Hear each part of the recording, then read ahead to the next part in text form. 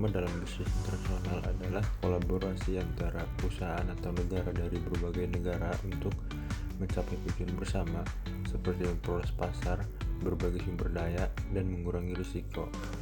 Di sini ada bentuk kerjasama dalam bisnis internasional. Yang pertama yaitu usaha patungan. Usaha patungan adalah bentuk kerjasama antara dua atau lebih perusahaan dari negara yang berbeda untuk mendirikan perusahaan yang dimiliki secara bersama. Dan yang kedua ada licensing, pemberian izin penggunaan hak cipta atau merek dengan imbalan royalti. Lalu yang ketiga ada strategi aliansi, kolaborasi jangka panjang tanpa membentuk entitas baru. Dan yang terakhir ada waralaba, pemberian hak menjalankan bisnis dengan merek dan sistem yang sama. Lalu kita geser ke slide berikutnya. Mengapa kerjasama diperlukan? Yang pertama, karena dapat akses pasar baru dan membuka peluang untuk menjangkau konsumen di berbagai belahan dunia, memperluas basis pelanggan dan meningkatkan potensi pendapatan. Dan yang kedua, peningkatan daya saing global. Dengan berbagai teknologi, keahlian, dan sumber daya, perusahaan dapat meningkatkan inovasi, efisiensi operasional, dan kualitas produk atau layanan. Lalu yang ketiga, pengurangan risiko. Mendistribusikan risiko investasi dan operasional antar mitra, serta mengurangi dampak fluktuasi pasar atau perubahan kondisi ekonomi di suatu negara. Yang terakhir, akses sumber daya. Memperoleh akses ke bahan baku, teknologi, modal, atau tenaga kerja yang mungkin tidak tersedia secara lokal atau lebih mahal. Lalu di sini ada tantangan dalam kerjasama internasional. Yang pertama yaitu regulasi dan ekonomi, perbedaan hukum, kebijakan, ekonomi, fluktuasi nilai tukar, dan kondisi politik dapat menciptakan ketidakpastian. Yang kedua, manajemen dan organisasi, perbedaan gaya manajemen, struktur organisasi, serta hambatan bahasa dan komunikasi seringkali menjadi kendala. Yang terakhir, konflik kepentingan, potensi konflik kepentingan dan kurangnya kejelasan peran dapat menghambat kemajuannya kerjasama. Lalu di sini ada strategi membangun kerjasama yang efektif. Yang pertama yaitu bangun kepercayaan dan komunikasi. Keterbukaan adalah kunci untuk hubungan mitra yang kuat dan berkelanjutan.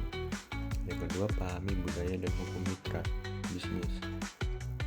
Penyesuaian terhadap norma lokal sangat penting untuk keberhasilan. Yang ketiga, buat perjanjian yang jelas dan adil. Seperti dokumen yang komprehensif, melindungi semua pihak dan memberikan arah yang jelas. Yang keempat, tetapkan tujuan bersama yang realistis, visi yang selaras, mendorong kolaborasi dan kesuksesan. Yang keempat, lakukan evaluasi dan monitoring berkala. Tinjau rutin, memastikan adaptasi dan perbaikan berkelanjutan.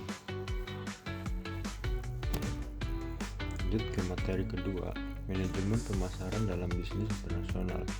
Manajemen pemasaran dalam konteks internasional adalah seni dan ilmu memilih target pasar serta mempertahankan dan menumbuhkan pelanggan di berbagai negara melalui penciptaan nilai pelanggan yang superior. Menurut Kotler dan Keller 2022, bisnis internasional mencakup semua aktivitas komersial, perdagangan barang dan jasa, teknologi, modal, dan pengetahuan yang melintasi batas-batas negara. Lalu di sini ada peran pemasaran dalam bisnis internasional. Yang pertama, membangun citra positif, menciptakan reputasi merek yang kuat dan dipercaya di pasar global, menarik pelanggan dan mitra bisnis. Yang kedua, komunikasi efektif, menyampaikan pesan merek yang konsisten dan relevan kepada semua pemangku kepentingan di berbagai budaya. Yang ketiga, pemanfaatan media publikasi, memaksimalkan penggunaan platform media global dan lokal untuk menjangkau audiens yang lebih luas dan meningkatkan kesadaran merek. Dan yang terakhir, kegiatan sosialisasi dan edukasi, mengedukasi pasar tentang nilai, produk atau layanan, dan membangun hubungan komunitas yang kuat. Lalu di sini ada implementasi pemasaran internasional. Yang pertama, branding program bisnis internasional, membangun identitas merek yang kuat dan mudah dikenal di seluruh pasar target. Yang kedua, kolaborasi dengan masyarakat dan institusi, membangun kemitraan strategis untuk memperkuat kehadiran dengan pengelolaan pemasaran yang tepat. Bisnis internasional mampu menjadi program yang kompetitif, dikenal luas, dan diminati oleh masyarakat global. Lalu yang ketiga, kampanye komunikasi terarah, mengembangkan pesan yang disesuaikan dengan nilai-nilai budaya dan preferensi pasar lokal. Dan yang terakhir, evaluasi efektivitas kegiatan, menganalisis kinerja pemasaran secara berkala untuk memastikan strategi tetap relevan dan mencapai tujuan. Manajemen pemasaran dalam bisnis internasional berperan penting dalam membangun citra positif dan meningkatkan kepercayaan masyarakat terhadap program bisnis internasional.